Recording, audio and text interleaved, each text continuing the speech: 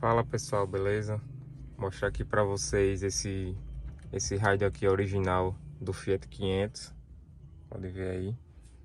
E o cliente chegou relatando que ele às vezes saía som, às vezes não saía som e ficava nesse vai e vem, né? Às vezes passava o dia normal funcionando, saindo som normal e às vezes não saía som nenhum. Aí eu já resolvi o problema aqui. É uma dica bem rápida aí que eu vou dar pra vocês.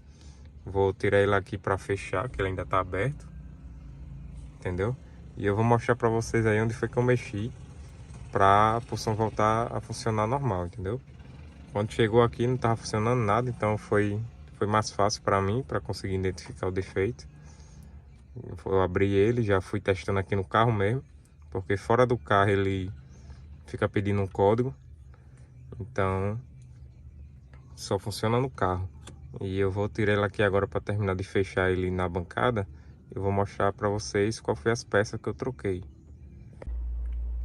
Então, gente, voltando aqui na bancada, tá aqui o som aberto. E as duas peças que eu troquei foi essas duas aqui, ó. Podem ver aí, são dois capacitores. Esse maiorzinho aqui, ele é de 10 micro por 16. E esse menorzinho aqui, ó, ele é em SMD. Ele, pelo menos na marcação, ele marcou de 1 micro. Então, eu aconselho vocês a trocar primeiramente esse daqui. Ele fica nesse canto aqui, ó, desse outro. Eu coloquei desse aqui normal, eletrolítico normal, entendeu? E funcionou perfeito. Eu troquei esse outro aqui porque eu troquei logo os dois por garantia, mas eu acredito que o defeito mesmo estava nesse daqui. Geralmente é esses aqui que perde a capacitância e acaba dando esses problemas aí do som ficar sem som, entendeu? O áudio não libera.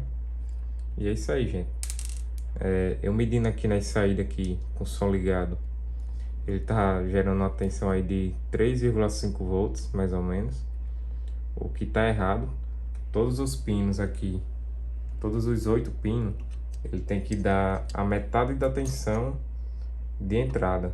Então, se está entrando 12 volts, ele tem que sair 6 volts em todos os 8 pinos aqui, que vai para o alto-falante. Então, se vocês testarem aí no seu aí, se tiver dando alterado, no caso todos estavam dando alterado, entendeu? Todos estavam dando 3,5 volts. Por isso que eu descartei problema no SAIDI áudio. Agora, se fosse somente, por exemplo, somente um desses terminais aqui que tivesse dando um valor alterado, aí o problema é na saída de som.